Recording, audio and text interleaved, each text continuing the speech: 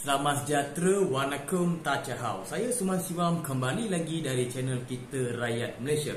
Hari ini saya kembali dengan satu topik yang berkaitan dengan penulisan Tun Dr. Mahathir baru-baru ini yang jadi viral dan jadi satu perhatian untuk seluruh rakyat Malaysia untuk membaca perkara-perkara yang dituliskan dalam post Tun Dr. Mahathir, iaitu satu post berkaitan untuk Ramasamy. Saya agak tertarik dengan post-post yang Tun M menulis ini.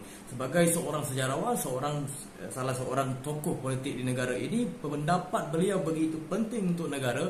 Bila beliau bagi satu pendapat yang begini, ramai yang antara kita trigger ataupun tersentak dengan penulisan Tun Dr. Mahathir. Sebab apa?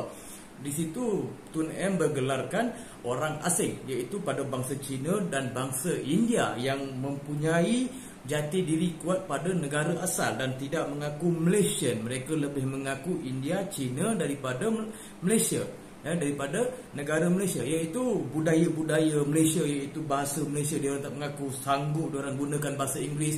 Mereka itu yang tersentak sebenarnya. Kepada yang menyayang dan mempunyai jati diri pada negara, mereka tak tersentak sama sekali seperti mana yang digambarkan. Sebab saya ada menonton juga beberapa video yang mereka perjelaskan kenapa Tun M baru nak buat satu post begini, kenapa Tun M baru nak menggelar orang asing pada kami ini. Ini jadi satu masalah dalam situasi keadaan sekarang, sebab apa? Dah dipolitikkan. Apa yang Tun tulis itu adalah kebenaran 100% daripada apa yang dinilainya. Sebab apa? Saya sendiri pernah baca buku berkaitan dengan Tun Dr. Mahathir, iaitu Dr. Umur, Memories Tun Dr. Mahathir Mohamad. Sebab daripada buku ini pun banyak Tun Mahathir dan menyedarkan masyarakat kita untuk mengikuti budaya-budaya negara kita. Tetapi malangnya masih ada lagi pendapat-pendapat yang mereka mempertahankan negara asal ataupun negara yang tidak pernah membantu mereka sama sekali. Sebab apa saya katakan begitu?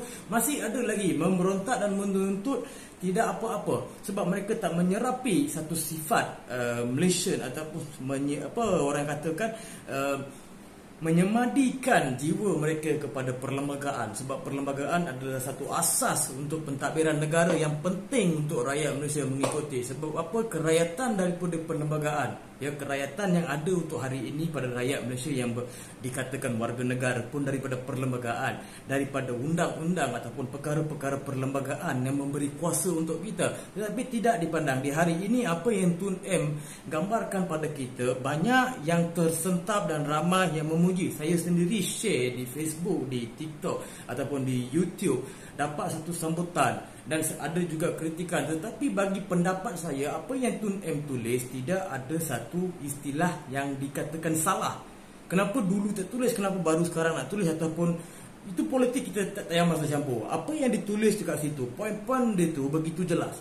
Poin-poin yang ditulis oleh Tun M itu begitu jelas untuk kita baca, kita teliti betul ke benda ini. Betul ke benda ini wujud? Adakah masih lagi rakyat Malaysia, warga negara ini mempunyai ideologi kepada negara lain, ataupun bila dikatakan negara ni berbilang bangsa, berbilang kaum dan juga termasuk berbilang ideologi dan berbilang pendapat, itu kita kena akur. Di sini tidak ada yang resis yang dibangkitkan. Sebenarnya apa yang ditulis ini untuk kita berfikir panjang supaya negara kita boleh dapat satu kemakmuran dari segi budaya, sosial dan agama serta bangsa. Sebab apa? Dalam dunia ini, negara yang mempunyai segalanya, atau contoh sekolah vernacular pun seperti Tun M sendiri pernah bangkitkan, dalam dunia ini negara Malaysia inilah paling neutral ataupun paling tidak double standard kepada bangsa-bangsa lain. Sebab apa? Di negara luar sana, di Singapura sekalipun, mereka tidak mempunyai sekolah yang berbilang kaum, yang berbilang bangsa sebenarnya. Di mana-mana pun tidak wujud istilah begini. Tapi di Malaysia wujud. Itu membuktikan Malaysia ini satu-satunya negara yang tidak resis. Kalau sebelum ini pun saya pernah bangkitkan berkaitan dengan resis. Apa itu resis? Kenapa resis itu wujud? Sebenarnya resis ni wujud bukan daripada bangsa Melayu saja, yang seperti saya katakan sebelum ini di video. Resis ini wujud di negara kita, indeks resis dunia tertinggi itu negara kita nombor 2. Tapi perkara ini bukan diwujudkan oleh orang Melayu saja. Semua bangsa di sini resis. Faham tak? Di sini semuanya ada yang rasis, tapi mereka menyembunyikan diri. Contoh, paling batu sembunyikan tangan. Itu yang terjadi. Mereka akan salahkan kaum ini saja, tapi daripada salah dia, daripada isu dalaman dia, diorang akan gunakan bahasa ibunda dia sendiri supaya selesai di kelompok dia sendiri. Tapi bila orang Melayu buat isu ataupun buat sesuatu kebangkitan ataupun membuat satu isu bangkitkan di mana-mana, sebab mereka menggunakan bahasa kebangsaan, iaitu perkara 152.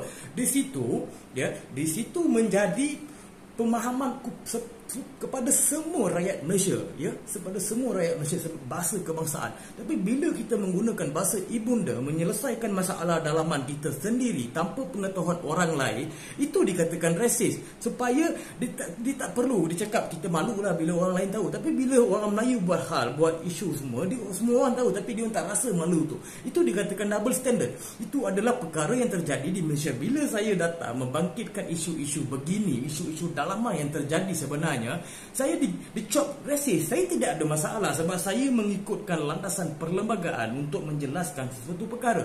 Di manakah rasis? Ya, orang Cina dulu sebelum ini ada kes 1MDB, orang Cina, orang India semua maki hamun Najib Razak ini, ya. Adakah itu dikatakan rasis? Kenapa tidak boleh dikatakan rasis? Sebab itu dalam isu masalah negara. Boleh juga digelarkan rasis sebab Perdana Menteri dah wajib adalah bangsa Melayu. Adakah kaum saya ini, saya kritik dengan kerajaan ini, saya jadi rasis? Tidak. Sebenarnya isu yang dikatakan rasis ini tidak berlaku di politik, tetapi di luar ataupun dalaman rakyat sendiri terjadi benda ini disebabkan orang politik mainkan peranan. Tapi isu rasis ini bukan di politik sebenarnya, kita boleh lihat. Tapi rakyat kita ini jadi orang cakap seperti PM kita cakap, jangan jadi macai, ya, jangan jadi walaun. Itu betul lah. Saya setuju sangat dengan apa yang PM cakap. Jangan jadi macai. Tak kisahlah daripada plot PH ataupun daripada plot PAS ataupun daripada plot Perikatan Nasional. Jangan jadi macai ataupun pentapsub dalam politik untuk membangkitkan satu isu. Bila kita bangkitkan satu isu, dah semestinya bila saya bangkitkan satu isu berkaitan dengan sistem, itu dah 100% dan terkait dengan politik.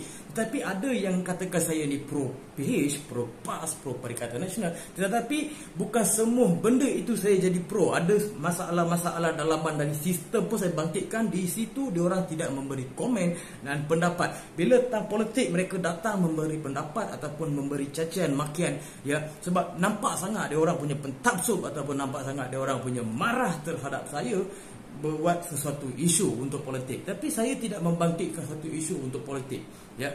Minta maaf saya cakap, untuk masa ini memang tidak ada. Saya membangkitkan isu masalah dalaman rakyat untuk dituntut sahaja. Sebab itu adalah suara rakyat ataupun itu adalah hak rakyat, seperti mana PM kita cakap, we have jaga rights dia orang. Kita perlu jaga hak orang, aktivis-aktivis ini yang bersuara untuk kritik kerajaan atau memberi pendapat. Itu adalah pendapat, bukan baru hari ini saya bagi pendapat di sini. Sebelum ini pun saya bangkitkan banyak isu, banyak pendapat untuk kerajaan. Pandangan itu mungkin tak luas, tetapi itu adalah hak yang saya boleh menunjukkan kepada seluruh rakyat Malaysia. Boleh bangkit, boleh membuktikan kamu ada hak dari segi perlembagaan untuk kerajaan tahu. Bila semua rakyat sendiri mempelajari perlembagaan, di situ kita dapat belajar banyak perkara dan mengenali apakah hak kita sebagai rakyat Malaysia. Itu yang saya bangkitkan.